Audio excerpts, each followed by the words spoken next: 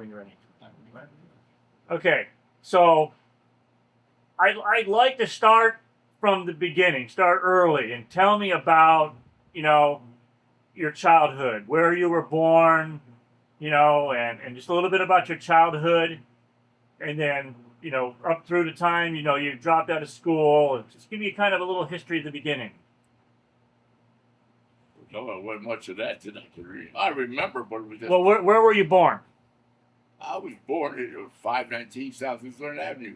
On Lucerne Avenue. Yeah, Luzerne Avenue in June 17th, 1919. And who was your parents' names? My mother's name was Mamie Ethel Mamie Ethel Blockston. My father's name was William Augustine Blockston. And your mother's maiden name was Souder? Was Souders, Souders. Okay. So in 1919, you guys lived on Lucerne Avenue. No, I think there was something to do with just, she went there for the birth. And we, right after that, evidently, from what I gathered, she went back to Curtis Bay. There. What? I'm trying to wait. Sorry. So that's the story I got. Why they might have been more convenient for the doctor or something, because that was her home when she was a child. Maybe their doctors were there or something. So you were living in Curtis Bay, and your parents were living in Curtis Bay. Right, and the grandmother, your mom's mom lived in on Lucerne Avenue. Lucerne Avenue, yeah. Right, I see. So you guys lived in Curtis Bay, and then that's where you grew up. You went to school in Curtis Bay, or? Yeah, I went to numerous schools. I got kicked out of half a dozen of them.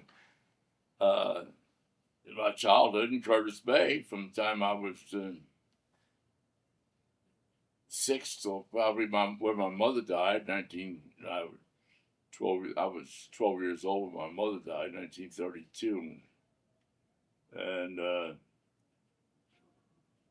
then after my mother died, somewhere along the line, my father took us to our grandmother and left us there. Mm. So from 1932, me and my sisters made our permanent home with our grandmother. We never went back to live with our father. So you were 12 years old when you went to live with your grandmother. So you were 12 years old when you went to live with your grandmother? Yes. And then you were still going to school. So 12 years old, yeah. You're probably 5th grade?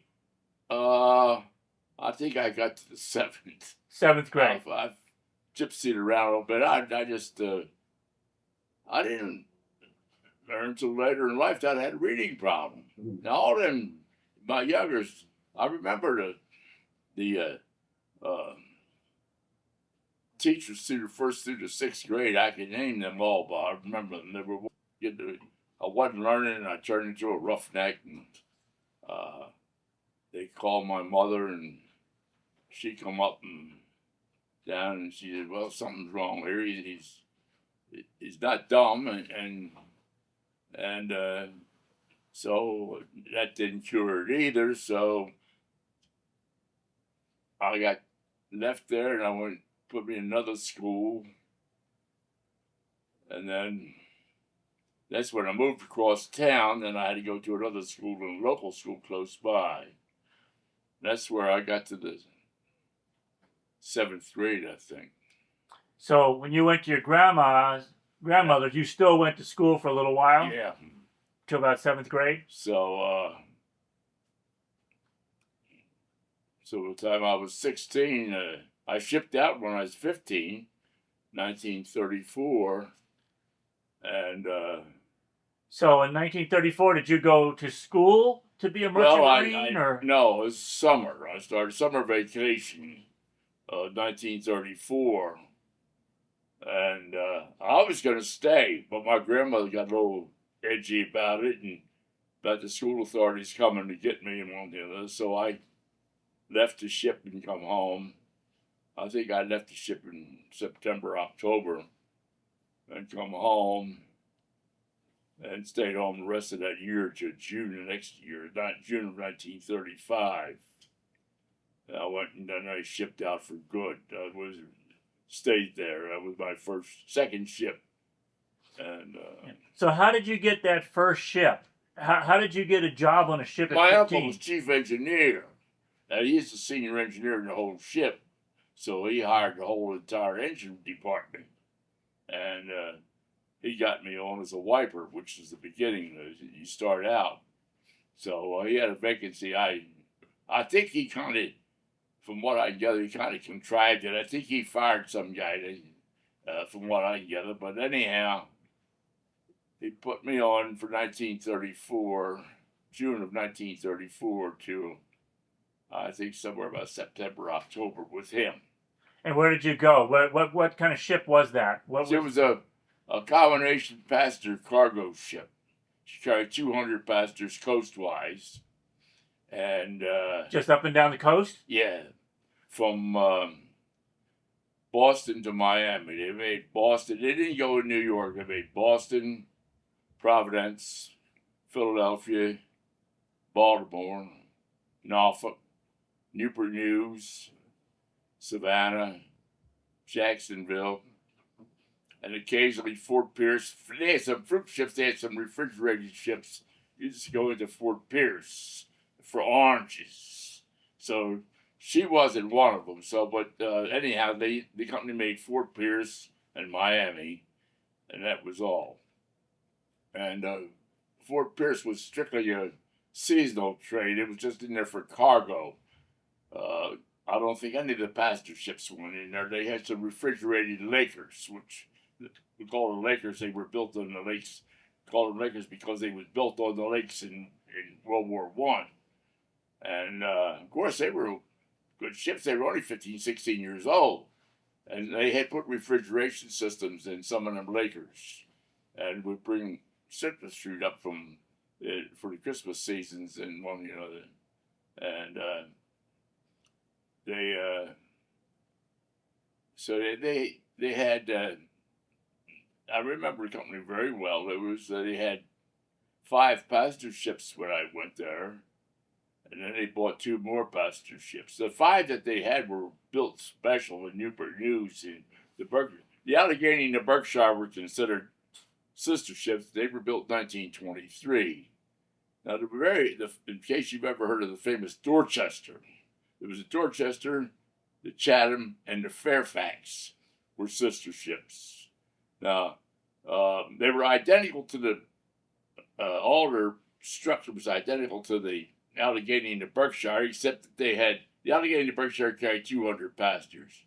And then they changed the design, not so much the design, but they rearranged it. They lowered the dining saloon down one deck. And then that way they had more passengers. So the Allegheny and the Berkshire carried 200 passengers. The Chatham, the Dorchester, the Fairfax carried 300 passengers. Then they bought 2 from Graceline. They were called the Irwin and the Kent. And I think they carried about 180. I'm not too sure. And the rest of they still had 7 old passenger ships that they used if they had to, but they had lost their passenger certificate. They were old timers. They were coal burners. And then they had these Lakers, and they had 10 of them. They had a total of 24 ships. And they were named alphabetically: Allegheny, Berkshire, Chatham, Dorchester, Essex, Fairfax, Gloucester, Essex, ABC, DFG, Fairfax, Howard, Irvin, Juniata, Kent. And if I had the alphabet, I could name the ship, but I can't remember the alphabet now. But anyhow, so I stayed there, and then I decided I wanted to go further away from home. I didn't want to run coastwise all my life, and so I left there and started shipping out to foreign ports. And I didn't get very far before the war started, and then,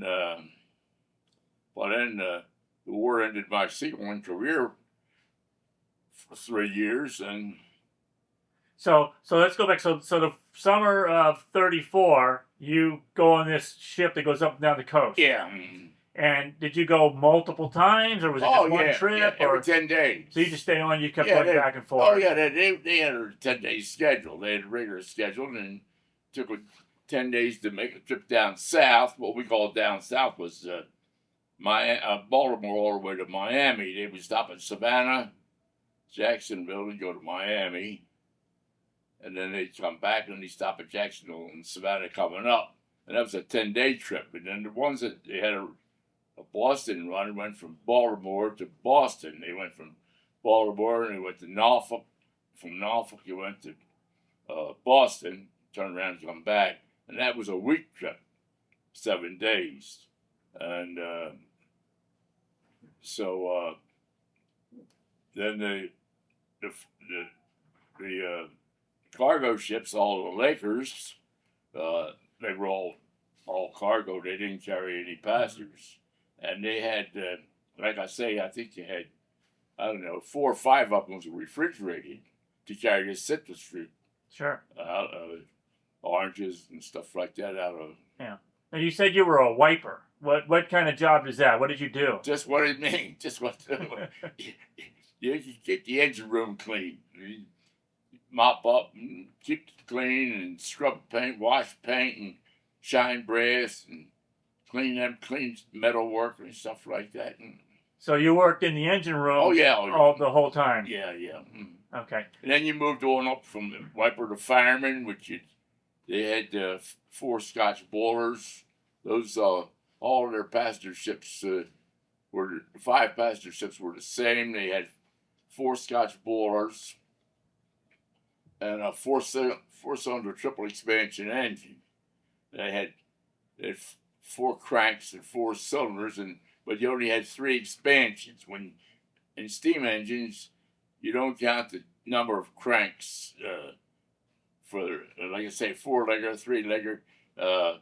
A triple expand, you count the expansions. It could be a compound, 2 cylinders would be a compound, and 3 cylinders would be a triple expansion.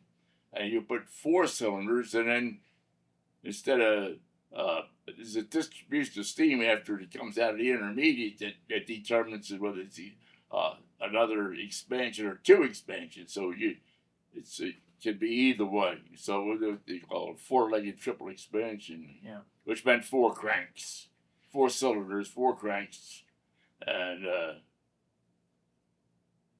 they were nice ships, 2,800 horsepower, and I think they were designed for about 12 knots, just to maintain this schedule. So in the late 1934 until the summer of 1935, you went back home. Yeah. And just kind of hung out. Did you? Well, no, I went back to school, but I didn't accomplish much. Okay. I was in school, but the only thing I did accomplish, I was getting along good in machine shop, and when I got ready to leave, the vocational guidance teacher called me. She said, "I hear you can leave when you're 16." I said, "Yes." She said, "Mr. Green, who was the machine shop instructor, said that you're doing pretty well in machine shop." She said, "I can get you an apprenticeship as a tool and die maker in Glen Martin." So, as I say, 1935, but yeah, just then it's like all apprenticeships. They didn't pay much money when you start. That's the way the labor system set up. You go in for bottom wages, and whatever the apprenticeship is for that particular trade, some 3 years, some 4 years, some 5 years, and you move on up each period. You move up. By the time you finish your apprenticeship, you're getting journeyman's wages. So, but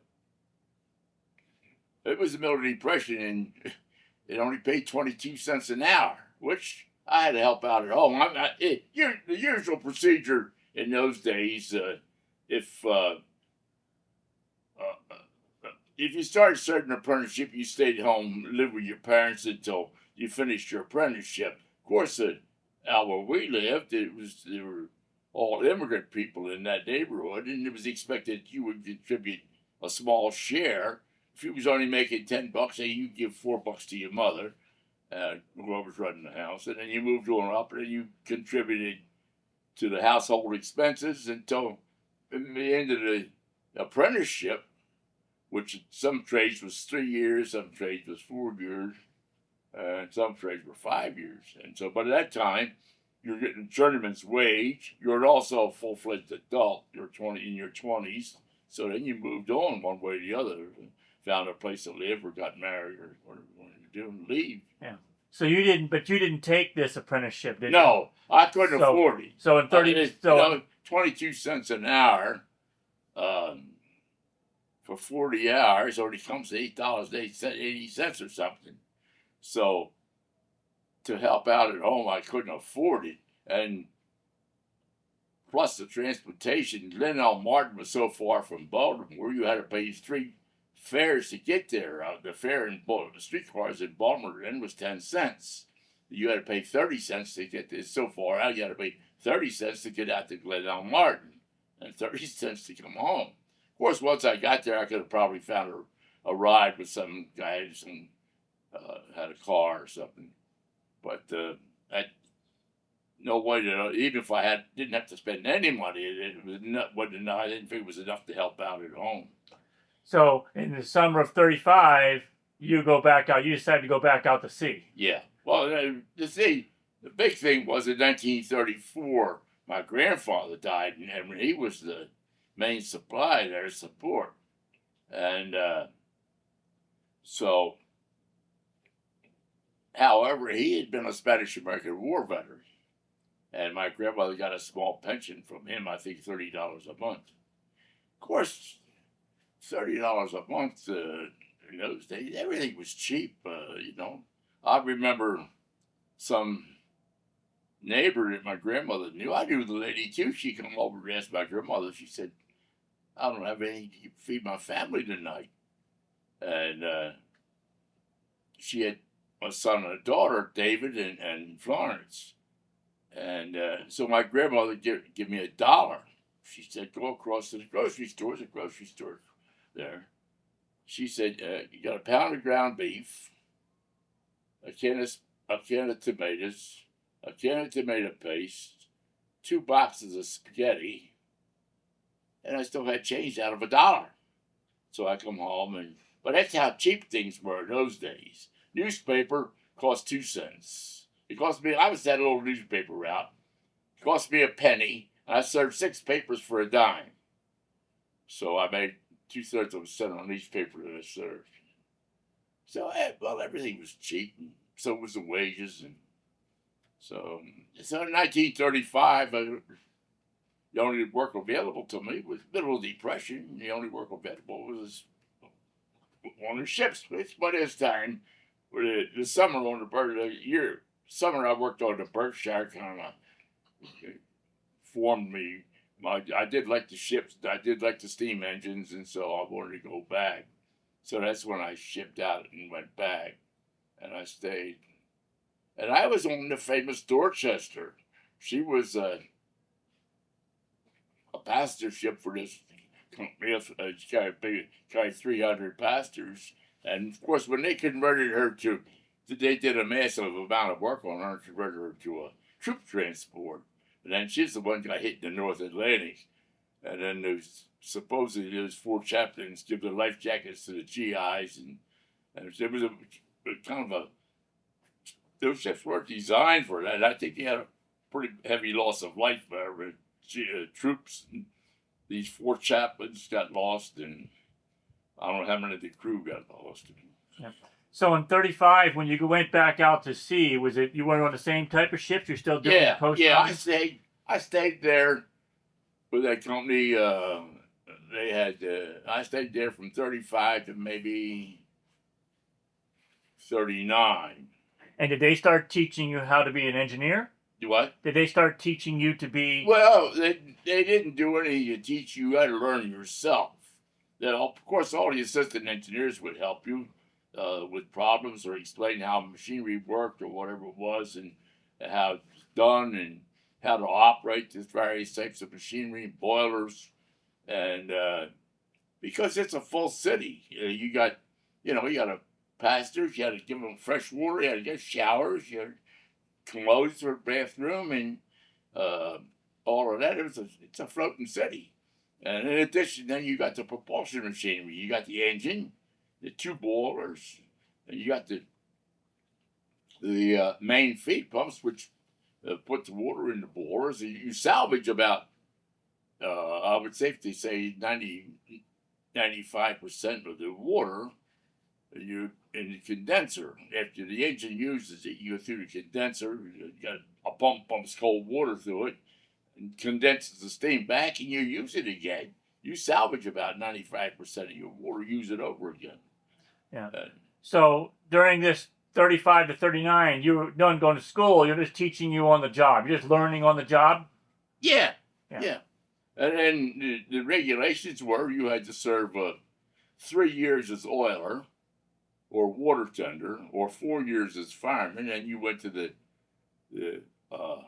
steamboat inspection and took an examination to get a third engineer's license. You become a third engineer officer, and so it was either 3 years oiler or 4 years fireman, and then you just studied and what you had learned and the problems that, you know, you had like combustion problems, changing fuel to horsepower and engine horsepower and stuff like that. You know, electrical problems and things like that. And you become an operating engineer, and you run this steam plant. When you went down in the engine room for so many hours, 4 hours, and then you come up for 8 hours, and the engineer ran the plant. He had two people who usually had an oiler and a fireman with him. The oiler took care of the engine, the fireman took care of the fire room, and you took care of the rest. What was running, you had to have fresh water, drinking water pumps. You had to have wash water pumps for showers. And you had to have a sanitary pump for the bathroom and stuff like that. And then you had all the steam equipment to salvage the water, put it back in the boiler. You had a condenser, and you had a feed pump that picked it up from the condenser and put it back in the boiler.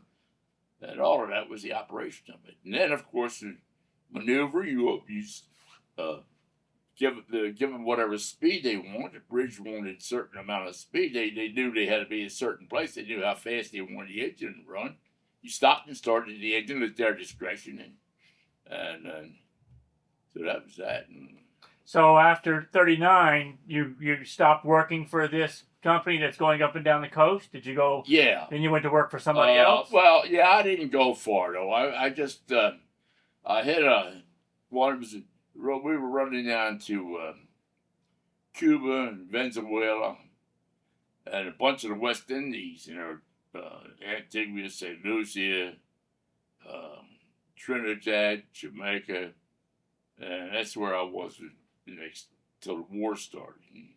And when the war started, what happened? Well, when the war started, I had been selected to go to Officers Candidate School. And when I took the examination, they said I needed glasses and that I had a hernia. So I didn't have, at that time, I didn't. We had hospitalization. Marine hospitals were built, opened by the merchant seamen years gone by. But the government gradually encroached on it until finally the merchant seamen were out. Reagan finally put us out. And and I didn't have time to stay or wait, so I said, well, I'll make one trip and I'll have to be able to come ashore and stay long enough to have fix whatever medical problems I had. And but that was I never did get home. That was when I shipped out and wound up going to Russia.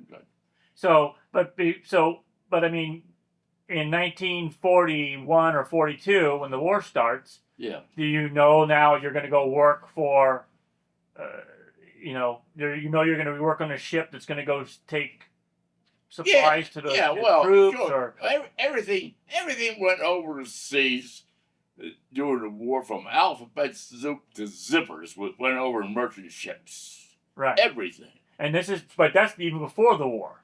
Oh yeah, sure. That was all these steamship companies. They were like single-owner trucking companies. Right. These companies made money. You say, hey, I want to ship this 100 tons of cargo to Greece. That could be engines or pumps or coal or grain or anything it was. You say, okay, bing, bing, bang. So many feet, so many cubic feet, bing, you owe us this, and put it on board the ship and take it. So the war starts, and they then the government. Then the government took over the operation. The companies operated, but at the government's direction. Whatever the government said, well, put your ship in this convoy or this convoy. They because prior to the war, each company had its own territory, its own run. Likes Brothers run to West Indies and South America. Moore McCormick run to South America. Robin Line run to West Africa. Farrow Line run to East Africa. U.S. lines run to all up in Europe. They're England, Germany, France, Spain, and then Likes Brothers, I think, had a fleet that run up to the Norwegian, gone up Norway, Denmark, and Sweden up that way. And then the old Black Diamond line, they ran from the States primarily to Rotterdam and was their main port over. Each company had and then Robin Line had the east coast of Africa, Farrow Line had the west coast. American was Australia, New Zealand, and then they had another outfit, I forget, run the Far East out there, China, Japan, and all the islands. So in 42, the government takes over the. Well, in 40, when the war started, the government took over everything, the operation. So you're working for this company already, and now the government takes it over, and they said you're going to go. Yeah. The company, they said they just told the company what they just said. Well, we want cargo there. Then they told the company, you take this cargo there. So. And this is your first time ever going to Europe? Yeah. And what cargo were you taking over? What were you taking? Well, general cargo, the farm machinery and stuff like that, and maybe cotton and because the cargo was none of my concern. I didn't load it. I didn't have nothing to do with it. The longshoremen loaded it and sealed up the hatches. I didn't know what was down there. It was none of my business.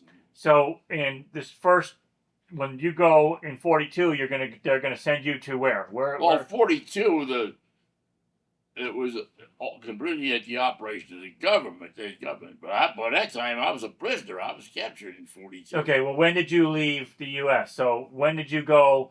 When did you get in the convoy that was going to Murmansk? Somewhere about, I think we signed on in Philly in March, and we went from Philly to Halifax, and from Halifax we went to Iceland. And this is March of 41? Yeah. Okay. And by the time we got up there and fooled around in Iceland, they massing ships up there for a convoy.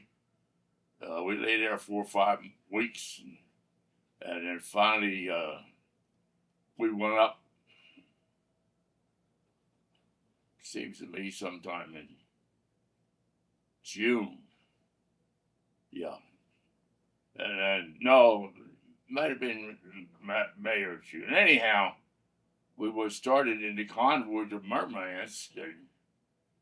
We got a dive bomber come, and 4 bombs come underneath of us. And they just lifted the ship out of water and they wrecked everything down below. It took us 5 days to put her back together. And you were in the engine room when it happened? Were you in the engine room when it happened? Yeah, but then by the time after we started working on it, everybody was in the engine room all the time. They took the whole engine room crew, and so then by that time the convoy had left us. That was convoy PQ-16. The ones going to Russia were called PQ, and the ones coming home were called QP. And each different run had different designations: the Mediterranean, Far East, South American, all of So that. you're I in didn't know P- any of them. So originally you're in PQ16. Yeah. Are you on the Carlton now? Yeah. And from PQ16, you guys get damaged, so the rest of the convoy Yeah. goes on. Yeah, they kept going. They don't Okay. stop. They don't stop. So And where are you now? In the middle of the North Sea, or yeah, North Atlantic, way up above Iceland. We sailed from Iceland. We deported. The convoy was formed in Iceland, Mhm.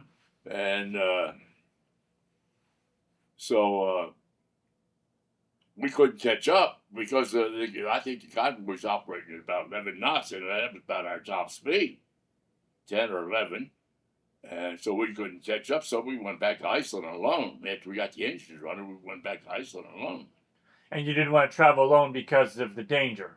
You what? They had to stay in a convoy Well, because the convoy proceeded on. right, but you didn't go on your own because it was dangerous.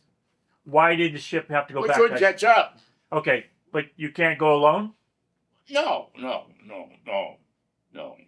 up that way. You would want to wait. You had to have protection, more protection. So within the There's too many convoy, Germans up there. so your convoy has U.S. military or Oh, yeah. Navy ships Yeah, with you. yeah. Okay, got it. Yeah, but we couldn't catch them, so nothing to do with the lucking out and get back to Iceland, which we did.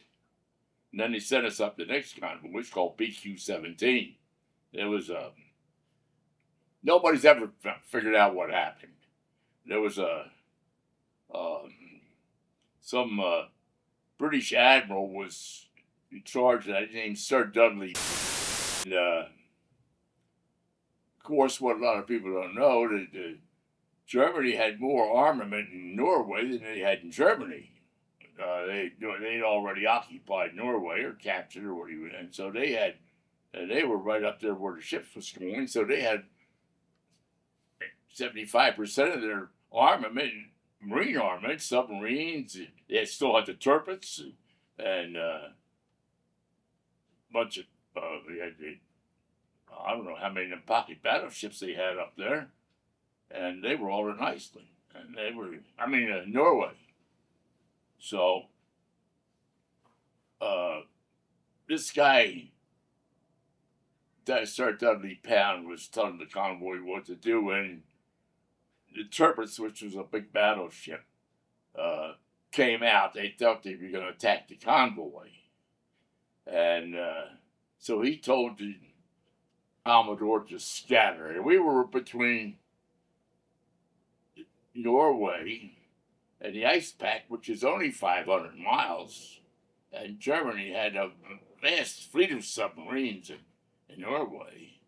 And I don't see why we should have been frightened of the turrets anyhow, because we had 4 battleships with the convoy, and 8 cruisers, and various other support ships. And but anyhow, that's what happened. And it was the biggest fiasco of the war.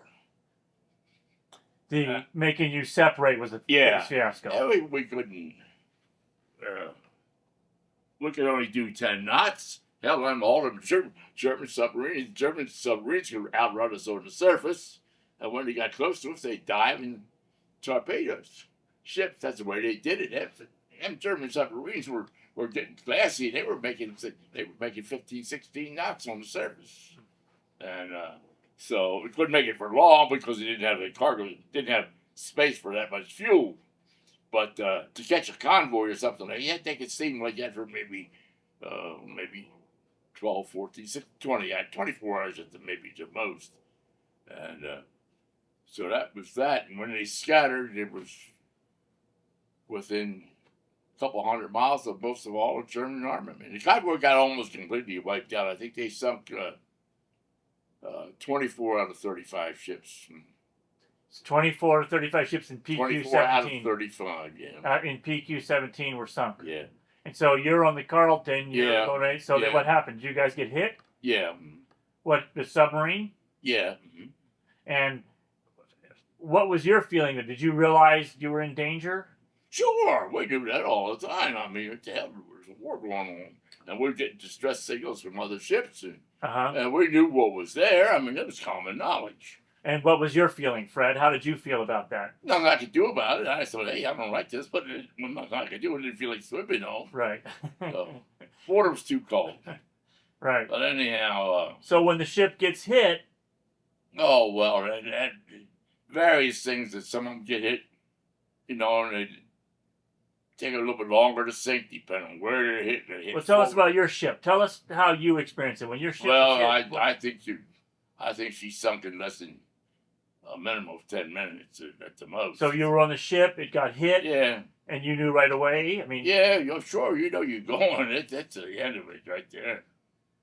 So. And then what happened? They tell you to abandon ship? Yeah. How many men were on the ship? We had a crew about, I think, 30-some, and a gun crew of 10. Okay. We only had 4 guns, and the ships were very poorly armed. So your ship was armed, and you had... Very little. But we had 230 caliber machine guns. That's like throwing a handful of peas up. Yeah. And 250 calibers, and for aircraft, and that was nothing.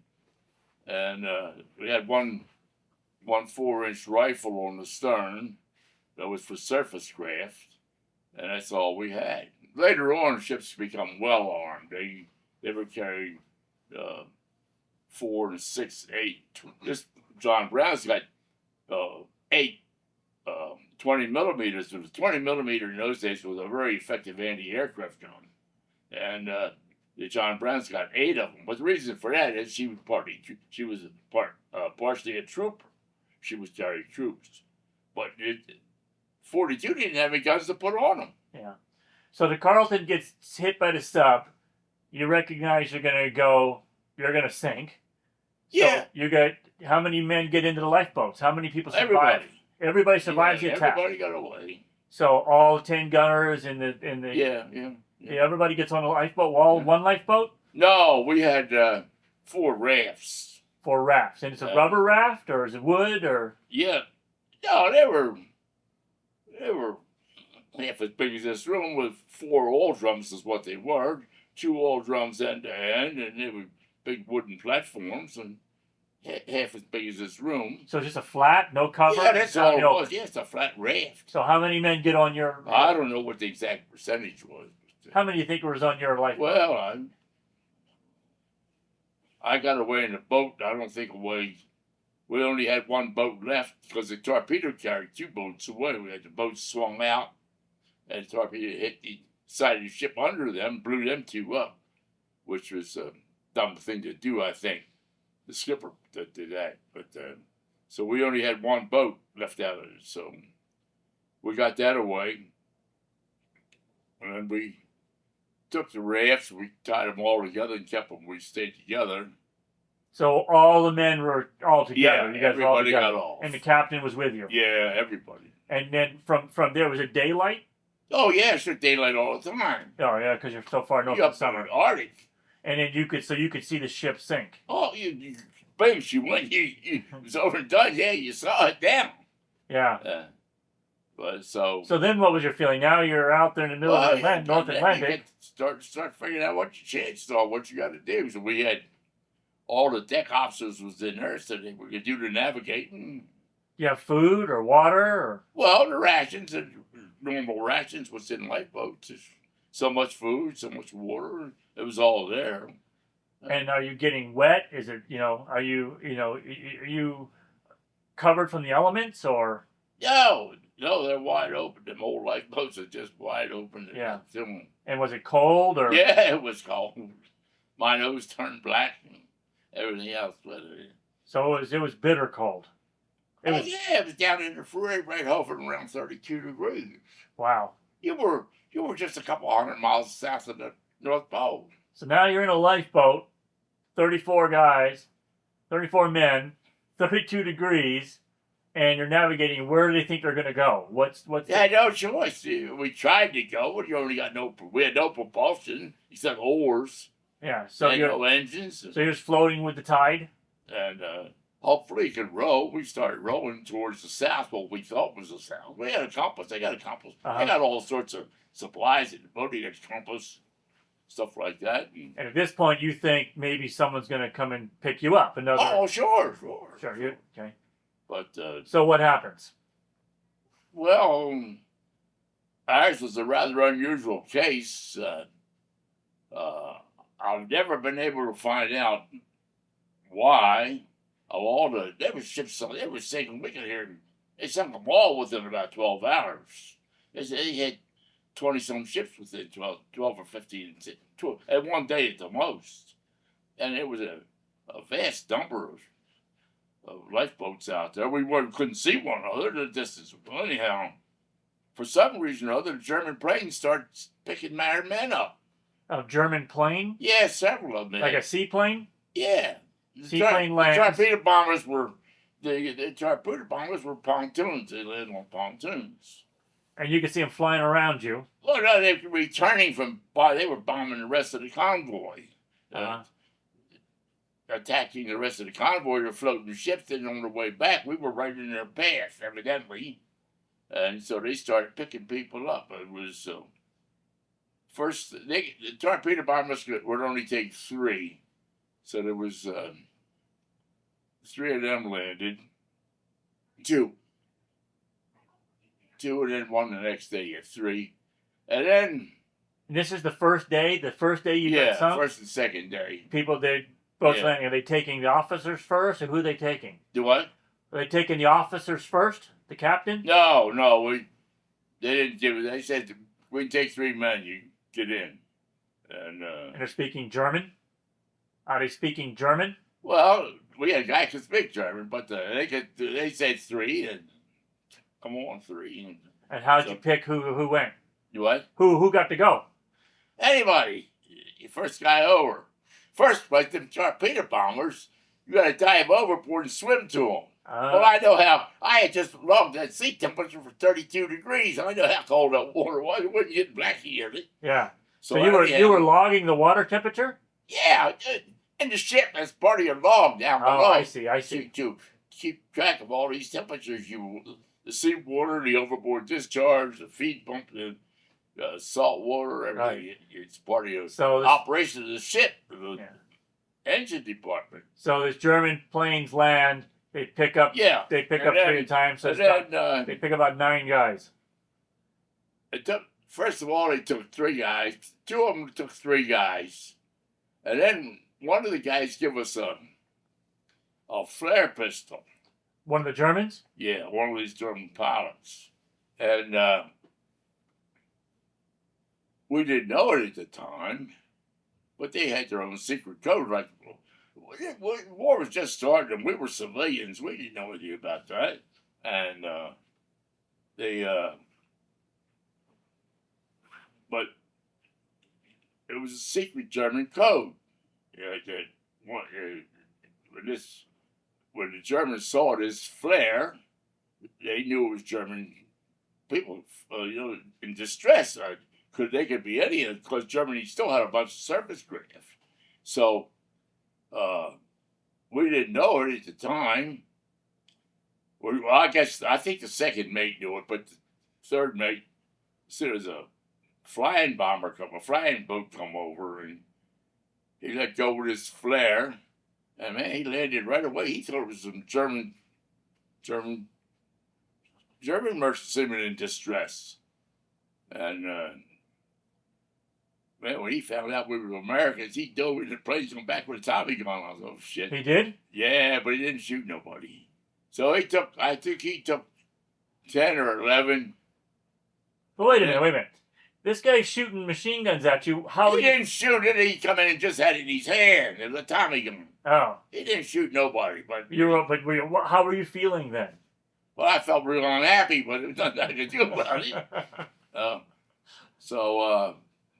Then. I mean, were you afraid of? Do you think that you were going to die? Well, at that time, I didn't think about that. I think he was more like protecting himself to keep us. If we were going to fight.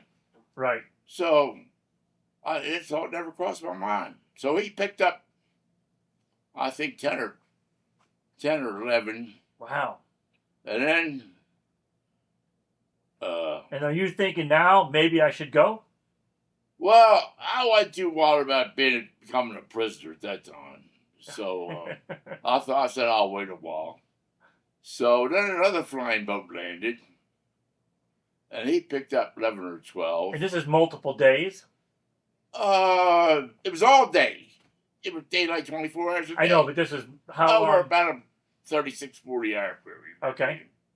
So then after them two, one more torpedo plane landed, and he took 3. And the skipper went. After the skipper went, they didn't come back anymore. And how many of you are left? I think there was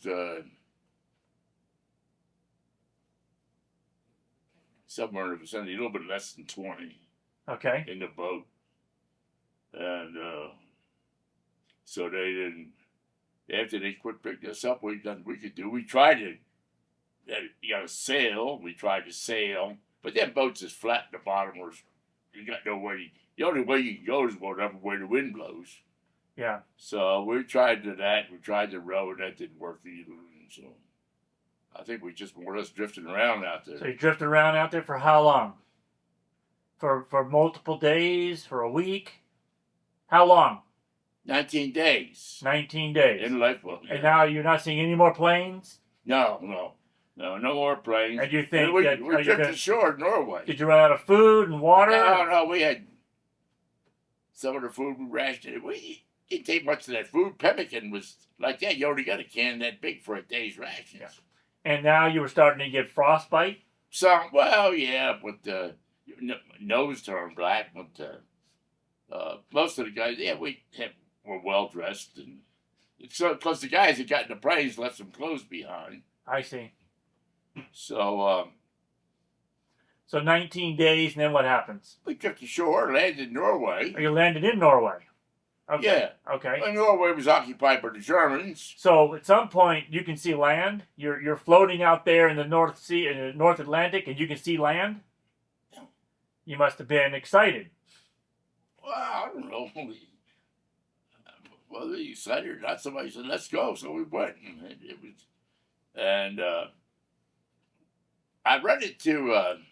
I went back and found the guy that rescued me. Well, wait a minute. So Well, the boat, your lifeboat. when we come comes inside ashore. of land, we were still there, but we couldn't do anything. We was too poor. We didn't realize how weak we were. We couldn't row, and we couldn't sail. But fortunately, it was a fisherman too. The father and son, they were out there fishing in a dory, a double bank dory, and when they saw us, they come out and hooked on to us and towed us into this place, into this little Norwegian village, fishing village. And you know the name of that village? Yeah, it was going. God damn, I just had it on the tip of my tongue. It's way above Hammerfest, and the hell was it? Anyhow, so they got us in there. They fed us and give us water and one thing and another, and then Took you to their house, or took you just to the boat dock? yeah, but on the dock, and then somebody notified the Germans, and so then the Germans showed up in a well, like our PT boats, but they call it an eagle boat. They showed up in one of them and took us down to.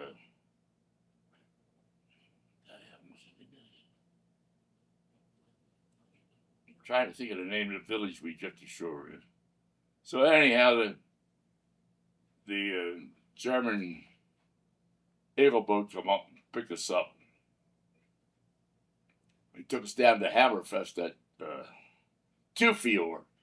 Tufjord was the name of that little village. And so when he come up, he picked us up, he took us down to Hammerfest, where Germany had a big contingent of troops and everything, and Hammerfest was a big port. So they didn't give us anything special. They just threw us over, no medical attention or nothing, and we'll come mealtime. Some of the men were injured now. Yeah, some of them we had to sick? carry. Their feet were so. One guy lost some toes, and Did anybody die on that lake no, craft? no, Everybody yeah, survived. no. You got on, so you're on the Eagle, and they're taking you To where? Yeah, then we were in Hammerfest that night, and next But morning- you're prisoners of war now. They've yeah, got sure. you. The army had us. German army. Had And what do us. they do with you in Hammerfest? Where do they put you? What? Where do they put you in Hammerfest? Nowhere. They put us in some barracks over there for the night. So we slept in that, and the next morning we started down the Norwegian coast. In the same boat. Yeah, in another Eagle boat. Okay. And he took us down to Tromsø. It was evidently a gathering place. And so we stayed in Tromsø, probably a couple of weeks, I guess. And then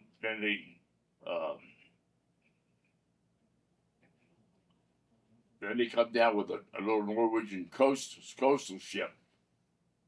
And they picked us up there. They took us down to Bergen. How were they treating you? Not just go ahead, go here, go there. And they were feeding you, or Yeah, well, you had guards. There was a couple guards there. You had rifles if you didn't want to go anywhere. yeah, And they were just normal, just like marching prisoners around, like they do in the chain gangs. Hey, get out there and yeah. go this way and go that way.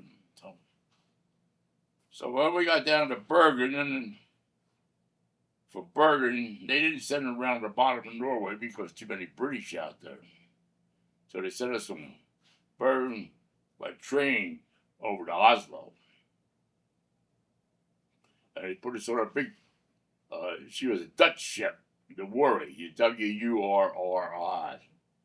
And she had German officers in them, Dutch crew. And she struck a mine and sunk. So that's where. So you're in Oslo. You get on this Dutch ship. They're gonna go. Yeah, you're heading to Germany. We're going to Denmark. Head to Denmark. All our way towards the prison camp. The prison camp was in Denmark. Well, no, that was a landing port. Okay. And I think Aalborg was where we were going. That was a port, big port for troops and stuff like that. But so she struck a mine and sunk, not completely. She didn't go to whoever was on the bridge knew what to do. She was in shallow water, so when she hit the mine, they just turned her that way, and she went aground. So the forward end of the ship was flooded, and it was sitting on the ground. The after end where we were being held prisoner, was still intact. All of it was intact. None of it broke off. Right. But the 1, 2, she had 5 hatches. She had 3 forward and 2 aft. And I think at least 2, if not 3, of the hatches forward were all flooded. So she was grounded there. So you're thinking to yourself, here we go again? Yeah, well, I mean, they had some trawlers were escort, and of course she sent off a distress message. And of course I think they could see. We were close enough to people ashore saw us. Right. So anyhow, it was a bunch of small German ships come out, and trawlers and fishing vessels, and then they picked us all up. I got off on a fishing trawler, and they took us into Aalborg, Denmark, and we stayed there that night.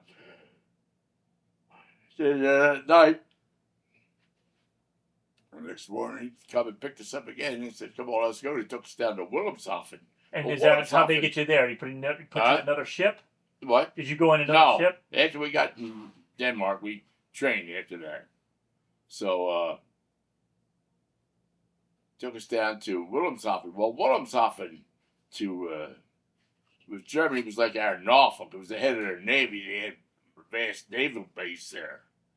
And then interrogation. So we got questioned there, interrogated. What are they asking you? What did they ask you? Well, what was on the ship? I don't know. I said, I worked down in the engine room. What were you carrying? I don't know. Questions pertaining to what the ship was carrying and stuff like that. Or things that they would need for the war. Right. Were they treating you okay? And then, so, from Wilhelmshaven, then they come put us on a train, and we finally went by train all the way down to Germany. Where we wound up in the camp, Right. and that's where we spent the rest of the war. So you know, are you all the guys that got off that lifeboat together? Are you all still together? Yeah. Okay, and you all know you're going to go to Germany. You're going to prison camp. Well, they told us, you're on your way to Germany, and Yeah, and your feelings are what? How are you feeling about that? how do you know about it? You're in the middle. You're 5,000 miles from home with 5,000 Germans around you. What do you do about it? Right. And I say, I don't like this. That's about all you can do.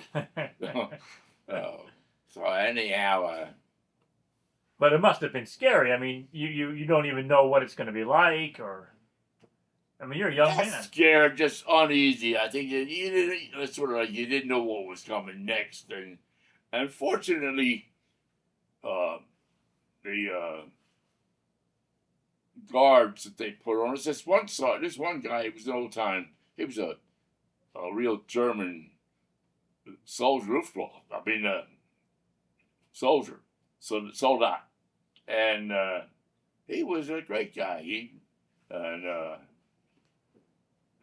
They had 5 or 6 of them take us down to Germany, and he went up to after they ordered his first transport before we got struck to mine.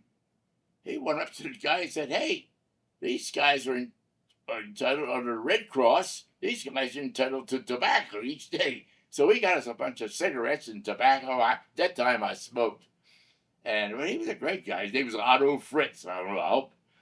Kind of hope he survived, but I don't know. Anyhow, so by drips and drabs, they took us down to Bremen, and the camp was right outside of Bremen. And Bremen, Germany. yeah, finally took us the rest of the way, and took us to a station out there about 4 miles from the camp. Rouse, and they walked us the rest of the way into the camp. It was a huge camp. Well, it wasn't huge, really, compared to some of them camps they had. It was all merchant seamen, and they camps were sort of specialized. So the camp you went to was all merchant seamen. Yeah. No U.S. military. No U.S. military. No military. No No U.S. Yeah, did you have U.S. military in your camp? No. Just No. civilians. No. The Navy, they had a camp across the road.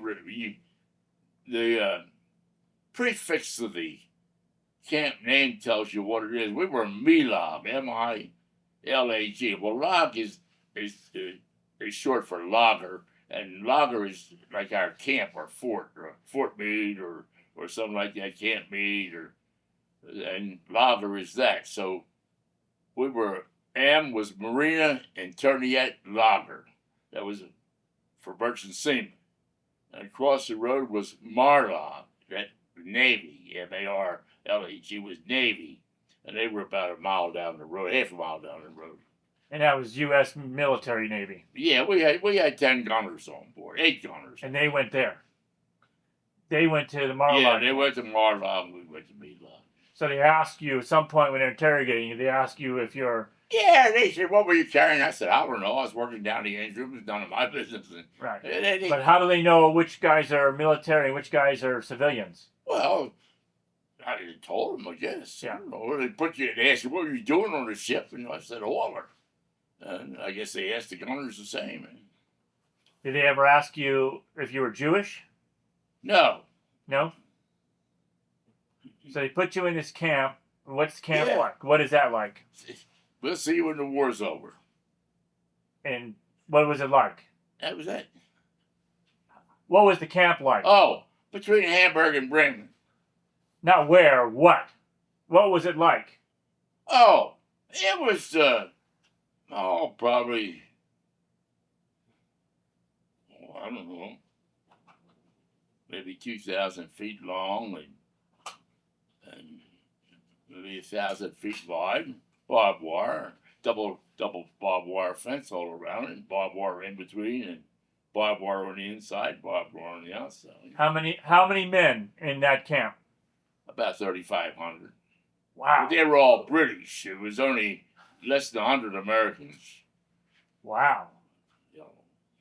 3,500 men. Yeah, but that's what you got to think about there is how many merchant ships that was lost to 3,500 men in there. Britain wouldn't have lasted another, I said 6 months. Some guy told me the other day it was down to a matter of hours before Britain was going to surrender. And Britain was locked in. I mean, the Germans were out there sinking all their ships. They couldn't get any supplies. Right. And if it had been for America, I guess my own Blackie's estimate was that I don't think Britain would have lasted 6 months, but somebody said it was down to a matter of weeks. Yeah. I don't know. 1 second. They changed it. What was daily life like in prisoner camp? What was it like? Well, we were, we were lucky. I mean, it depended on who had you. And we were captured by the German Kriegsmarine, which is like their Marine Corps. It's just like our Marine Corps. You got exactly what was coming to you. Including knocking on your ass if you sassed them, which I learned about the second or third day, and after that I kept my mouth shut. But we got Somebody, wait, let me hear that story. Huh? Let me hear the story. Well, I sassed this guy, and he wrapped me in his butt locker and knocked me down. Knocked me with a rifle butt. And he hit me right about here. Well, he was aiming for my face, and I turned away and knocked me down. So after that, I kept my mouth shut. It didn't take me long to learn. And what were you complaining about? What were you sassing I about? gave him a smart answer. I said, go F yourself or something. And he spoke English. So I know what I said. And he didn't like that. So he knocked me on my ass.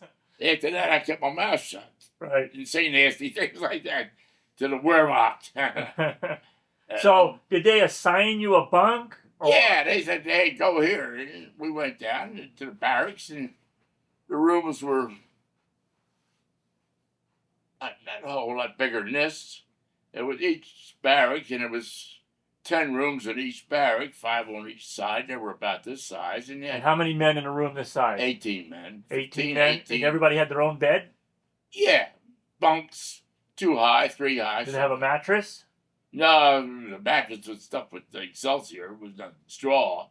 There was no mattress like we know it. And a blanket? 1. Yeah. And how was the temperature? Was it cold there? Yeah, or? well, yeah, it got cold. We was Hamburg's north of Boston. Yeah. And we were right outside of Hamburg. And we got a ration of coal. We had a little stove in there. Each room had a stove in it. We had cook on it and heat. We done to cook, but warm up what you had left over from lunch. That's all you could do. And was there a pecking order in the room? Was somebody in charge of the room? Or No. There was let's see, 2, 4, 6, 8, 10, 12. There was 14 men in the room I was in. 14 men. And were these the same men that you were on the ship with? Yeah, yeah. Mm-hmm. And it had a big table in there, so you said it had benches. You sit at the table, play cards, and eat. So. Where did you get cards from? Oh, Red Cross sent all that stuff. Red Cross sent you cards? Yeah, cards, baseball, and all the sporting equipment and stuff like that. But we were very fortunate. So, on a daily basis, was there anything that the guards made you do? Did you have to go to a head count? No. Did they come and count you? You just, every day was just whatever you want to do. You want to lay in bed all day? Baseball all summer and play soccer all winter. Because it was 3,500 Brits in the camp, and they played soccer all the time. Did you play soccer with them? I tried, but I think I was a 1-foot kicker. That don't work in soccer. You got to kick with both feet. Know what you're doing. Did you play baseball? Oh yeah, we had plenty of baseball, and I wasn't a very good baseball player either. So, but we did play. Did you play cards? Yeah. Oh yeah, bundles of cards. And were you gambling or betting? Yeah, or, yeah. And what would you bet? German money. You gamble. Some of the guys gamble for that. Why bitches like gambling for toilet paper? I don't know why, but anyhow, and then we had checkerboards and Gambling for German money is like gambling for toilet paper. checkerboards and chess and Uh-huh. cribbage board. That's where I learned to play cribbage. So tell me about cribbage. Did I understand you built your own cribbage board? Well, you all do is just drill a bunch of holes in it. But did you build it in camp? Yeah, some of them were. Some of them were homemade. Some of them Red Cross sent in. Uh-huh. And did you know how to play cribbage before that? no, the guy in there taught me how to play cribbage. And A British guy, or was he British? no, I don't know whether the Brits played much cribbage or not. Well, who taught you? The guy in our ship, another guy on the ship with me, Mm-hmm. one of my shipmates, and he taught me how. And then he played and also checkers, chess, stuff like that. And they some of them used to gamble for that German money, and they gambled for that. It wasn't worth nothing, but they gambled anyhow. Yeah. But, So you're there. I mean, obviously, summer goes by, winter comes, and are you thinking? Do you know what's going on in the world? Do you know what's going on with the war? we had out of 3,500 guys, you got some pretty savvy guys, particularly in the in the radio, in the aircraft, and because some of the aircraft had radio operators in them, and them guys were pretty savvy, and they did on the black market. We was buying junk, and whatever planes shot down, and the Germans would grab something out of it, salvage it, and sell it to cigarettes. They would sell it to you? Yeah. The Germans would sell it to you? Yeah. We had cigarettes. Where did you get money from? Huh? Where are you getting this money from? Well, they get money. They want cigarettes and coffee. Oh. They want cigarettes. So you're getting the cigarettes and coffee from the Red Cross. Yeah, we were getting cigarettes from home, yeah. And then you give it to the Germans. To the Germans for eggs or whatever. Go to the farm. We worked on a farm. We give him one cigarette per egg or something like that. You worked on a farm? Yeah. We're out in the area. We was out in the deserted area, out in the middle of farmland. Because, okay, you worked on the farm because they made you work on the farm? No, I didn't work on any of them. Some of them did. Some guys did. Some guys didn't. What'd you do? What did you do? Loafed. I was pretty good at that. Played baseball. Yeah. All summer. So let's go back to my question. So did you know that the war was still going on? Sure. We had radios. These guys built radios in there. The Germans would sell any goddamn thing. But we had three commodities they just didn't have. Was cigarettes, coffee, and soap. And their soap they had, so they didn't have any oil in it. It was just like rubbing a chunk of clay in your hand. Right. And ours, soap, good soap. So where are you getting the soap from? Red Cross package. You got a Red Cross package each week. And it had... Well, here's what I understand. Why didn't the Germans just take the Red Cross package? Because they didn't... we were entitled to them. They were ours. So it depended on who had you. Some of the camps didn't get them. Right. But so what I'm hearing is everybody was following the rules. You what? Everybody was following the rules. Yeah. That's in that one particular camp. Some of them that didn't.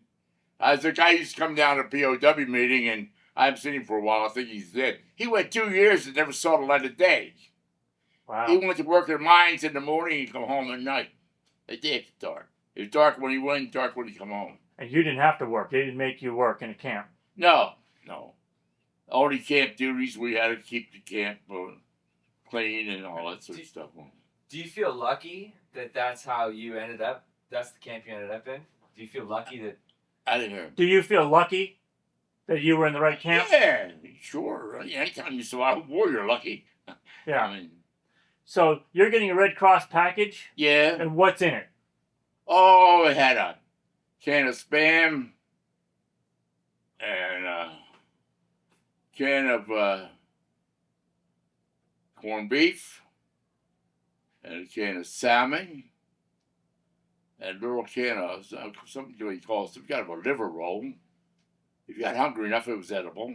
And it had all sorts of sugar, coffee. It had about 18 items in there that you need.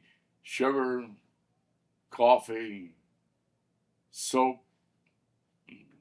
Oh, I don't know. It was, and then coffee. And the British got tea in theirs.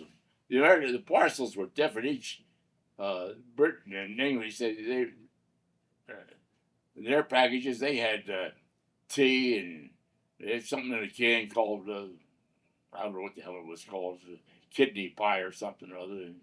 And then ours we had a can of spam, a can of corned beef, a can of salmon, and a can of liver roll, and Cigarettes? powdered milk, got a can of milk, sugar, soap. I don't know, it was about 18, 20 items. And cigarettes? Cigarettes Yeah, in the package? yeah. Matches?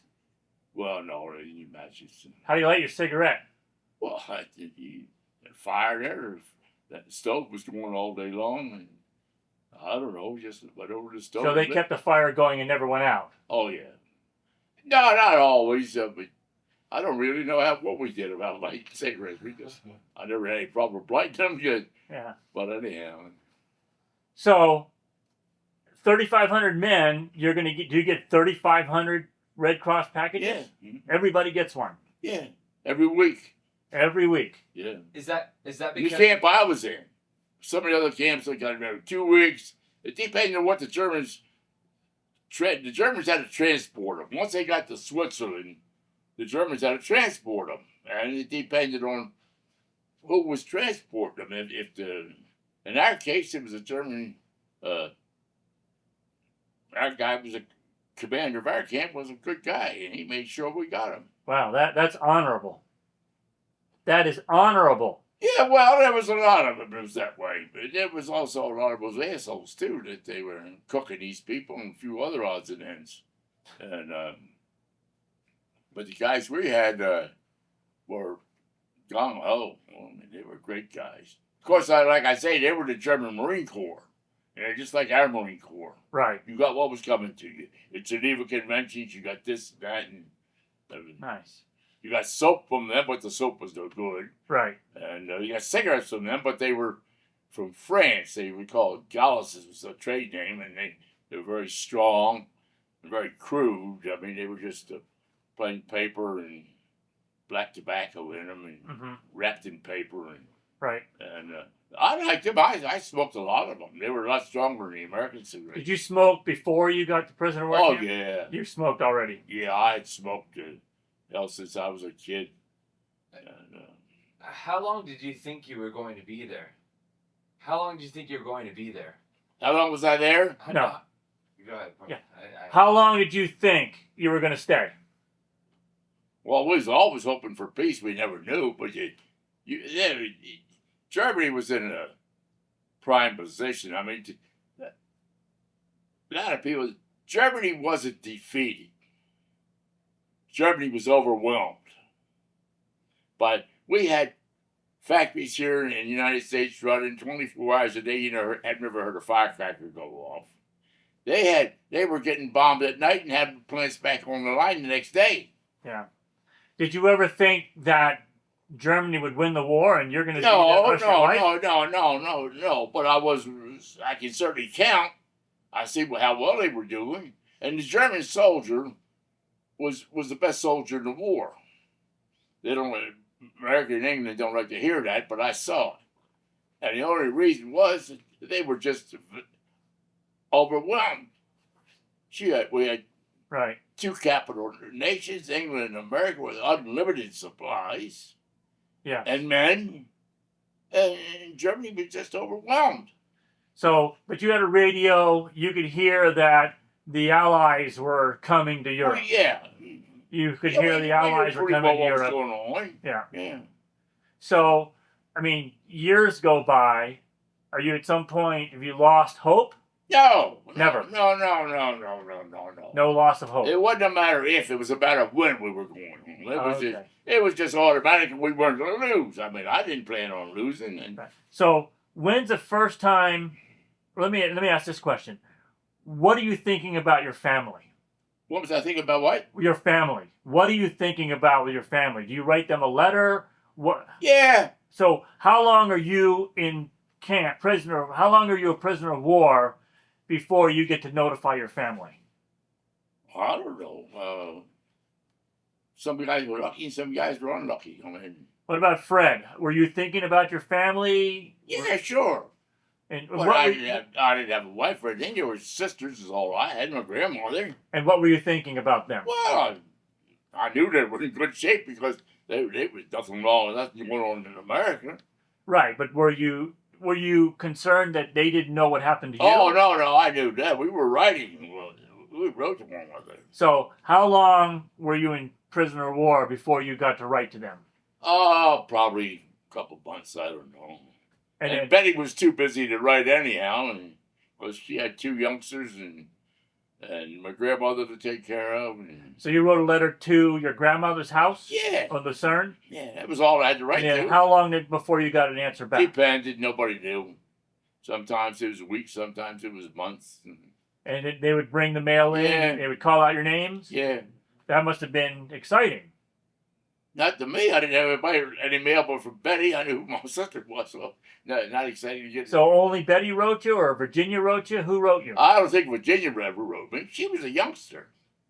Yeah. Virginia wasn't in her 1942, teens. yet. 1943, she was 13. 13, Yeah, she was born in 30. 1930, so she was only 12 or 13 when the war started. Right. So you in prison work camp 1942.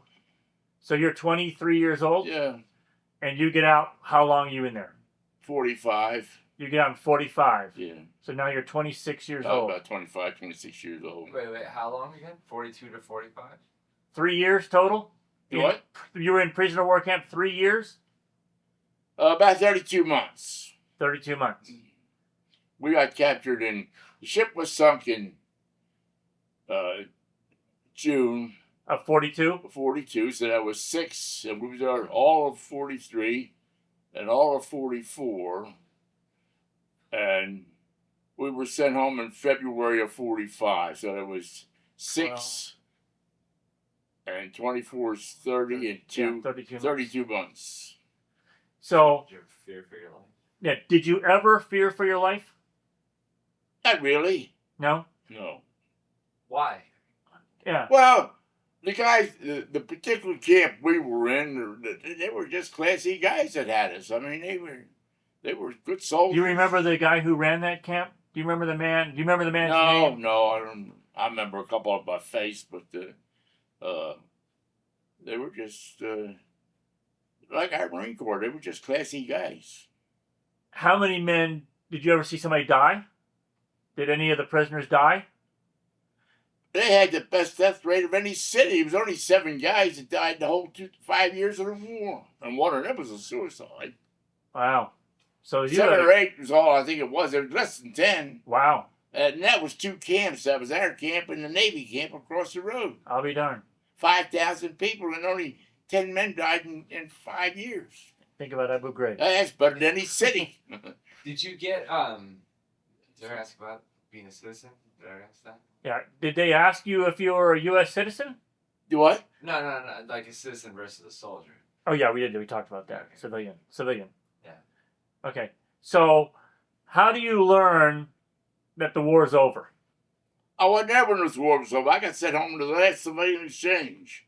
Oh. I was home. So I was home in February. So these 3,200 men, sometimes some of them get to go home. At the end of the war. Okay, but wait, just prisoner exchange, you're saying? Well, there was some exchanges. So, yeah. so is that happening throughout the whole time, throughout the entire 32 months, or is there some exchange? Yeah, it was going on, but it only pertained to our. The only one exchange pertained to our camp. They were exchanging prisoners all the time. Who chose who got to exchange? Who What? Who decided who got to leave? I don't know. German sent a list down there. Said these guys are going. I read down to Blockston a quick week. It was Aikens, Ashworth, Blockston. And they didn't say blocks, and you said Yeah, I didn't know how many were behind me. right. So, But the name on there would say if your name's on there, you're not leaving. Well, there's nobody there. We just the ones on the list went. We knew the ones on the list So were your going. name, your name wasn't on the list. My name was on the list. But So- if your name wasn't on the list, you wasn't going anywhere. Okay. So when you were going to get released, you saw your name on the list. You what?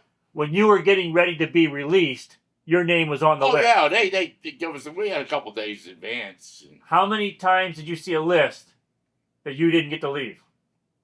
What? Did you ever see a list that you didn't get to leave? No. There was very few exchanges there.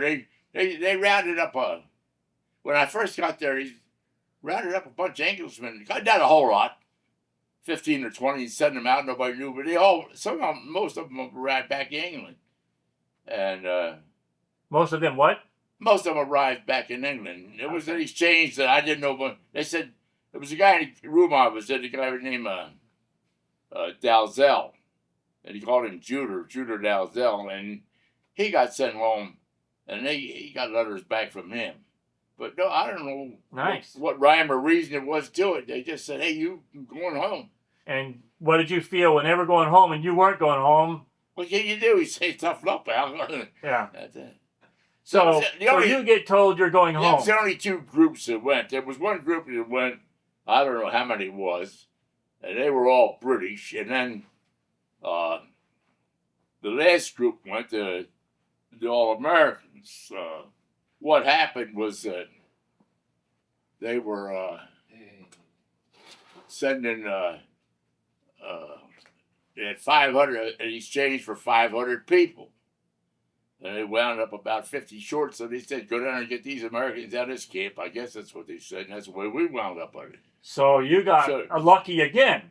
Well, only lucky once. You keep saying again, it only happened once. Well, you're lucky you survived the oh, well, thinking. That was over with. That was out of my mind. Right. So I don't count that being lucky anymore. So you get to go home. You know, I'm going home. Yeah. How's that feel? I don't know. Do you ever feel, you're not sharing any emotion? You're not telling me how you felt in that camp. I just said, was there ever despair, loneliness? I said, oh boy, I'm going home. That's all. I didn't see any excited about it. And what did you want to see the most when you know you were going home? What was your thought? A big steak about that big, covered in pork chops.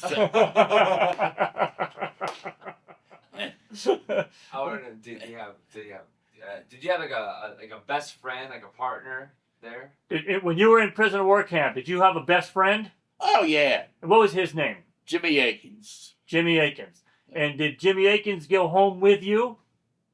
Did he get out at the same time? Yeah, he come home with us. And where was Tell me about him. What's his deal? Tell us about Jimmy Akins. Where was he from? We were just good friends in the camp, and if he was out of cigarettes, I'd give him some. If I was out of cigarettes, he'd give me some. Yeah. And that's... Did you play cards together? Oh, you hung out with and stuff like that. And was Jimmy Akins from your ship? Oh, yeah. He was on the able seaman on there. And so I'm going to go back to Jimmy Akins in a minute. But you get out of prisoner of war camp. What do they do with you? They put you on a train? Yeah. It took us by train to Switzerland. And then... Where in Switzerland? Do you know? I think it was... I don't remember. I think it was one of the big cities, Bern or one of them. Okay. And then typical Americans had it fucked up. So we got there, and the people were getting exchanged weren't there. So they kept us there. And, oh, my goodness. So you're supposed to go to Bern. Yeah, we're supposed to have German. We're technically free. We're in Switzerland. Right. I know we're not going back to Germany. Yeah. So I wasn't worried about the Germans getting there. I was this far. But anyhow, I think we stayed there 5 days before the Americans the Germans that got there, the ones we was getting exchanged for. But it's February in Bern, Switzerland. It's got to be... Well, everything was... Switzerland didn't have any problems. But it's cold and it's, Well, it was a self-sustaining country. Switzerland, they raised the sheep for clothes and things like that and food. Right. And you have clothing, you're okay, you're warm? Well, what I had with me, I got some from home. And Betty sent me some dungarees and a pair of shoes. And did Betty send you newspapers? No, that was verboten. But Betty would send you books or anything? No, just as a clothing and things like that. And Food? Would Betty send food? mostly clothes and that's all I ever got. Were they worried? Yeah. My uncle. Do you think that your family was worried about you? I don't know. I assume they were. Yeah. The only Okay. family I had was Betty in Virginia, my grandmother. Right. So you get to Switzerland. They finally exchange you. Yeah. Who do they give you to? I never did see the people we got exchanged for. They don't say here one for this. Right. So who did they give you to? Who then had? They turned us over to the Swiss. Okay. And the Swiss was. Was it the Swiss Guard? Well, but no, they had to live by the rules too. They couldn't let us go any further till the Americans got there that they were being exchanged for. So I think we stayed about 5 or 6 days in Switzerland. Right. Okay. But they give you to the Swiss. Yeah. And what did the Swiss do with you? Put us in an army barracks and fed us pretty good. Good. And now you're feeling better? Yeah. No war. I mean, yeah. But the war's not over. Yeah, but it was for me at that time. Right. So you're thinking, I'm going to go home. Yeah. So what did they tell you? They're going to say you were going to... Well, they just told us that there's been some delay that the prisoners from America hadn't arrived yet. We had to wait till they got there. Okay. So How old was he? how old were you? 26 years old? Getting on to 26, yeah. 25? February 45, figured it out. Okay. Probably 25, getting on to 26. Yeah. Soon. Yeah. So, Okay. So then what? They're in Bern, well, Switzerland? Then they put us on a hospital ship, and the doctors give us a preliminary check out. Are you still breathing and stuff like that? And your health was okay? So, and then we stayed there a couple of days. Then he transferred us to the Swedish. Sweden had 3 big ships. That is Nordberg, we got Gripsholm, the Grunningsholm, and one. They were all 3 big ships. That they were neutral. They were running everywhere. How did you get? So they sent you up to Sweden. What? They sent you up to No, Sweden. they were everywhere they go. They never went to Sweden. They were just carrying wherever they had to go. The Swedish Troops anyway. I mean, diplomats and things like that, and people that weren't at war, and the ships would go anywhere in the world. Yeah. They just didn't run back and forth to Sweden. Right. So you're on. They send you put you on a Swedish ship, and they're gonna ship back home. Yeah, and took us to New York. And how long did that take? I don't know. Weeks. She was all more than that. And she was an old slow clunker. She had a big old diesel in her, and I imagine it took 10 or 12 days. And, Yeah. but the food was good and plenty of booze, and that's all the hell else you want. Did you have any booze in the camp? Yeah, we made it. You made your own booze. Yeah. Yeah, me and the 4th mate built a still. You? Yeah. You built a still in the German prisoner of war camp. Yeah. And it was good stuff? Yes. It was drinkable, but didn't say I'm here. That's good. But there was something else you got in your Red Cross package. You got a pound of fruit, prunes, raisins. Right. The British got, and sometimes dried peaches and dried apricots. And that's what you use to make the alcohol? Yeah, that's what we make. And sugar, we get sugar, and so we made alcohol. And me and the 4th mate was a mechanical engineer, and he just went to sea to keep out of the army, and he built a still. And me and him made. I was working in a shop in a garage downtown. I was sweeping up down there. I wasn't doing any work. No work. Anyhow, and I swept enough solder and things like that to solder it back together, solder the still together. Yeah. So you nobody ever heard of lead poisoning in those days, so we don't know. So anyhow, we got it still going, and we made booze. Yeah. And did everybody else camp must have wanted some? Well, yeah. Well, we sell it to them for cigarettes or chocolate or whatever the one commodity was. Money was useless. You had no money. Yeah. So you get to New York. In fact, we didn't have we didn't have that much to sell. Between him would drank most of it. And is this your best friend? No, him and I weren't good friends. We knew one No. another. So what was your friend's name? What was your good friend's name? Jimmy Akins. It's Jimmy my Akins. best friend. But Jimmy Akins is on the ship with you going to New York? Yeah. You guys got released same Yeah. time? So you get to New York. Does the U.S. Well, Jimmy was living in Baltimore, so they shipped us down to Baltimore. He come down to the Baltimore crowd with me. There was 8 or 10 of us in Baltimore. The ship signed articles in Baltimore. Right. And so there was 8 or 10 guys living in Baltimore, some old-time seamen, and I think about 8 or 10 of us. But you get to New York. What happens when you first get to New York?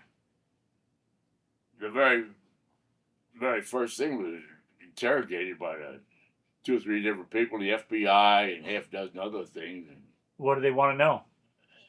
well, what was going on in the camp? And, that was all. They weren't too. Just like this. And then from there, then they put us up in a seamen's hospital up in town. They put us up in the, I forget what that one. Anyhow, they had them big place they were keeping seamen. Seamen rent cheap, and they living in them. And yeah, they brought Betty and Virginia up. So that was my question. So Betty and Virginia come to New York. Yeah. Were they there when you got there? Yeah. Mm-hmm. So when you came off the ship, they were there waiting for you? Yeah. How did that feel? Well, you got a picture of them kissing me on each side. And how did that feel? Well, pretty good, I guess. I mean, I was looking forward to a cold beer, to be truthful with you. You got your priorities straight.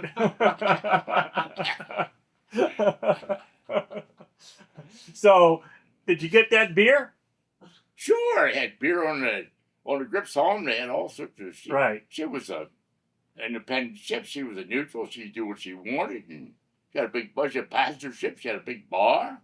Right. And they give us money. Wow. And we went to the bar and bought beer and whiskey and whatever we wanted. Hmm. And, How about a woman? well, that thought crossed my mind too. The whole time it's been years. Yeah, but I made up for it when I got home. Yeah. Yeah. But it must have been something you missed. I mean, it must have been part of the. Do what? You're 24 years old. That's what 24-year-olds do. You. I guess it's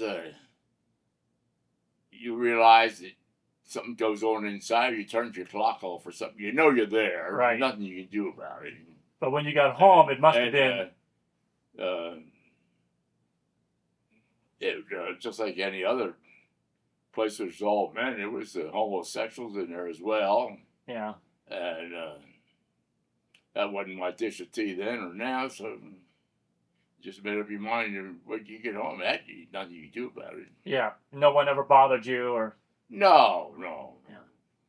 Because then guys are swapping back and forth. They knew who they were, all of them. So when you go from New York to Baltimore, does Virginia and Betty go with you? Yeah, I think they did. And you take a train down to New York, take a train down to Baltimore? Yeah. And how did it feel to be home? Hungry. I ate and went down the corner, went around the corner to the gin hill. Went out to, it was a bar up the street. I used to drink it when I was younger, so I went up there and had some beer. Yeah. And were you bitter? Were you angry? No. Don't be angry about it. War's a war.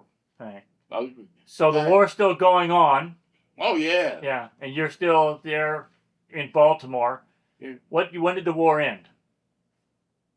The war ended in Germany in May. So 3 months after you get home, the war ends. That must have felt good.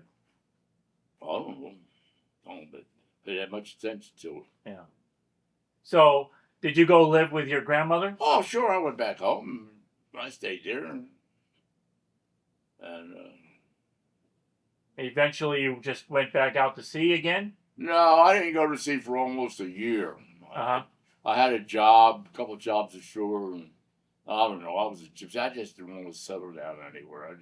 Right. These career jobs didn't appeal to me at all. I had worked for Baltimore Gas and Electric, which is the cream de la cream of good jobs in those days for working people. You went there the day you got there, and you were fixed till the day you walked out. When you retired, Baltimore Gas and Electric was the ideal place to work. Now, And did you, when you got back home, did you hang out with Jimmy Aiken still? Oh, I met him once in a while. He wasn't really a resident of Baltimore. He was happened to be living there. He married a woman there. He was originally from Detroit. Did you stay in touch with him over the years? No, we didn't. We met one of them. We used to hang out, and it was in a Slingers hostel when I started going back to sea. He was living down in Dixon's Hotel. I met him down there a couple times. Mm-hmm. And was that? I mean, we weren't asshole buddies or anything like that. We just traded in the camp. We traded cigarettes, gift cigarettes. So. Yeah.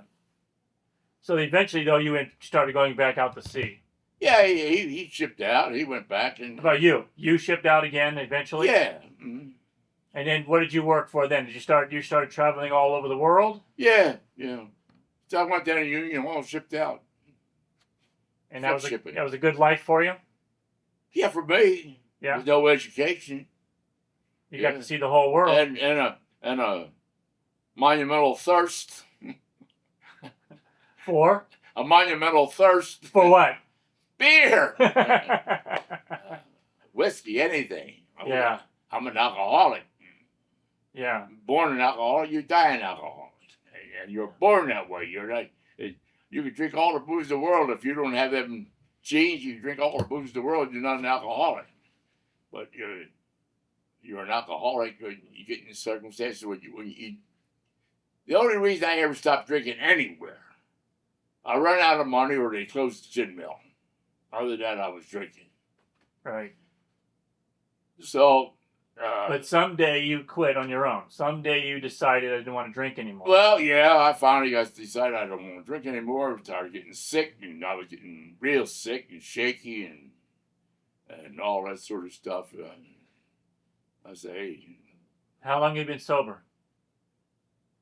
Oh, hell, it's... I'll get up into 40 years, I guess. And do you still have the urge to drink? What? Do you still have the urge to drink? No. Never crosses my mind. And neither the cigarettes anymore. I was a heavy smoker. Yeah.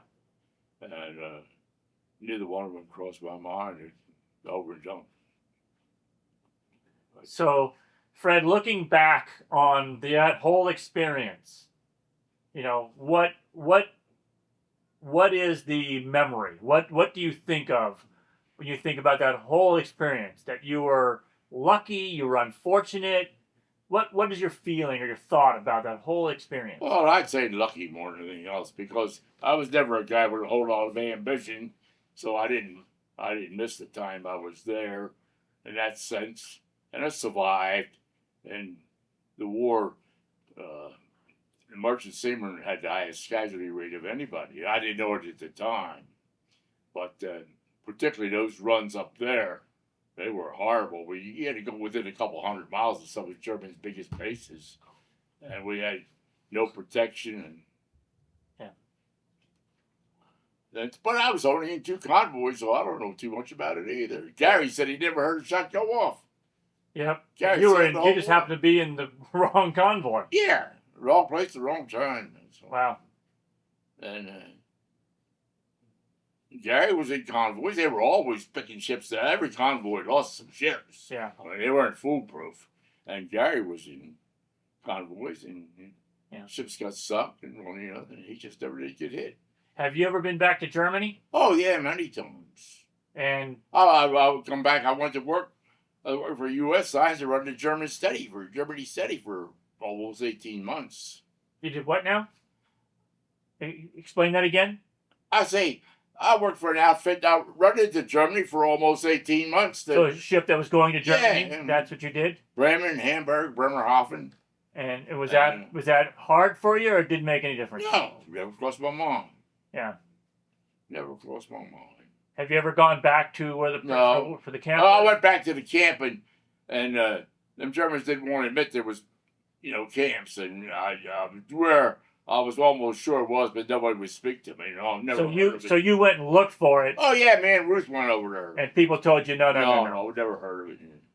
Hmm. And of course, the camps in Germany had a pretty sad history. Concentration camps and melting them people down, Auschwitz and Dachau and all them goddamn camps, and everybody knew it. Yeah. And the Germans don't. Did you the know real that Germans don't like to admit that. when you were in the prisoner of war camp? Did you know that was going on? Yes, yeah, not to the full extent, but we knew that there was places worse off than we could be. In fact, I get German guards.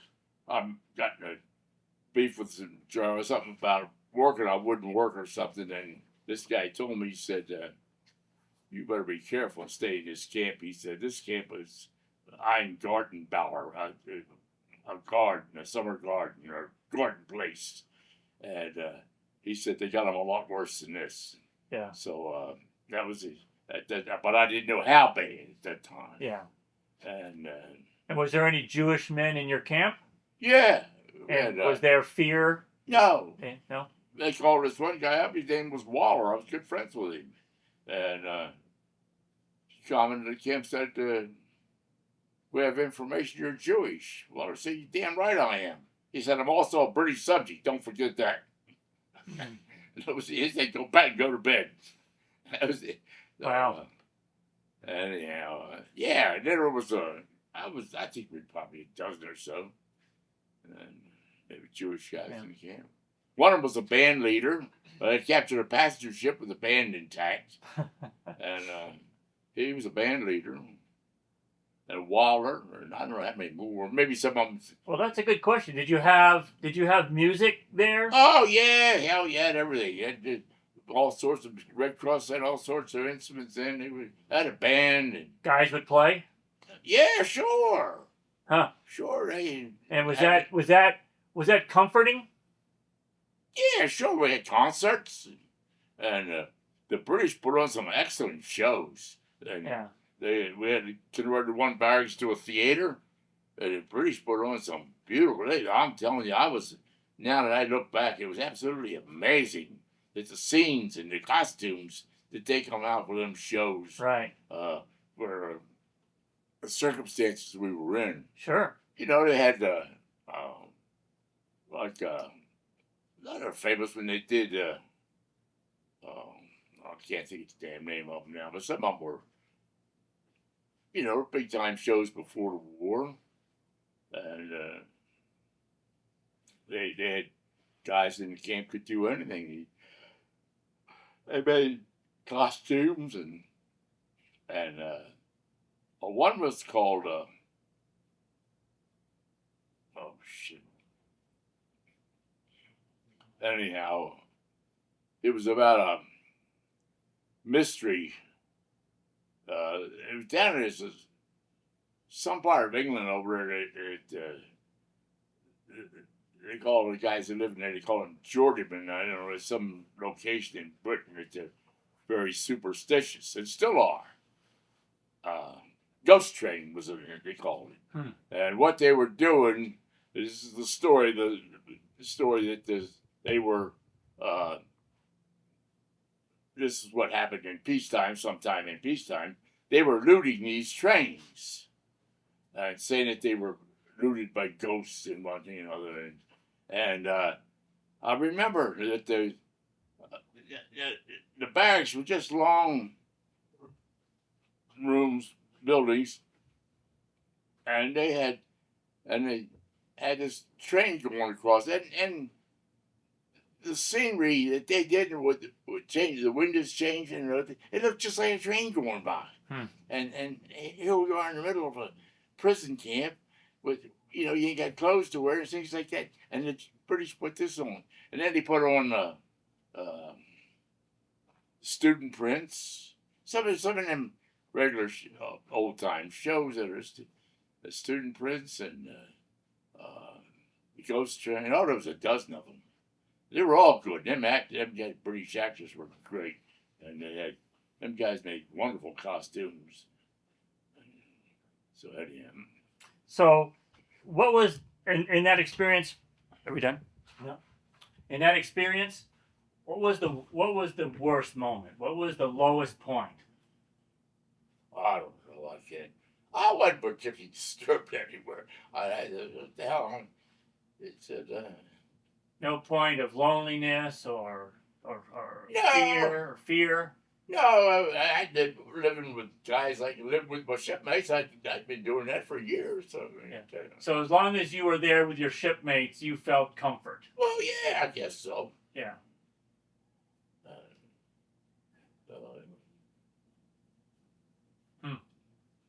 Well, that's an incredible story. yeah, it is now. It wasn't fun then. No. Well, I like I say, the camp I was in, we just all we had. It was just one big playground. Yeah. We never had any trouble. The only thing was lack of food. You couldn't live on a German ration. You'd die of starvation on German rations. So the We had Red Cross. Red Cross packages every week. The Red Cross saved your life. Yeah. Well, they were always there, but depended on the camp commander. Some of them camp commanders, when you send them in, some of them disappeared, and some of the camps they were only getting one every 2-3 months or something like that. We were getting it just like regular clockwork. But Tuesday was my parcel day, and when I got my package and come back and that was my rations for the week. I had a half a can of Spam, and a half a can of roast beef, and then that was 4 days. Can of salmon was 2 days, and then they had a little bit of a little thing called liver roll. I didn't like the taste of it, but it was really hungry, so better help. So we had and then we got the German rations, and added to that, we put the two together. We come out and we do it pretty good. I didn't lose any weight or anything. Yeah. So if you wanted to leave a legacy, you wanted to leave a message about this experience, about your life, that time of your life when you led this, what would you say to somebody? What would you want me to tell somebody about Fred? I don't have anything I have to tell anybody. No? It would be, except don't go to see and get torpedoed. I mean, Yeah, how about if I tell them that I knew Charles Blockston and I thought he was a fine man? no, I'll be sorry. Well, I think it's a pleasure. All right. You guys going down to eat? Yes, we're going to go eat. Let's see. Well, it's 5:45. Very good. Let's go down and eat. All right. I feel like I've been in a POW camp. Not even close to. And things flash back. We're talking about eating. First thing I thought about was going to the mess hall where I went. Somebody set the food in front of me for 50 years, and first thing crossed my mind, where's the mess hall when we decide we're going to go eat it? But now, I'm here. Still, I finally realize it's different now.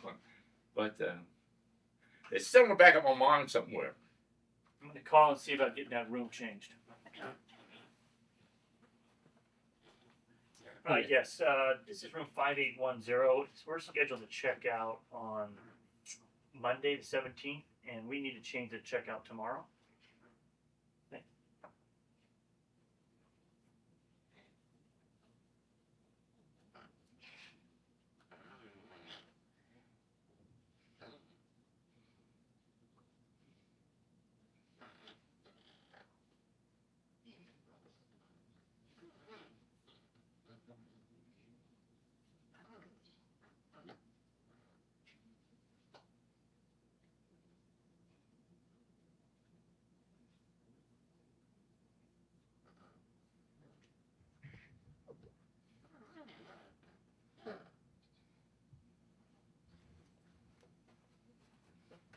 They even dumbest people.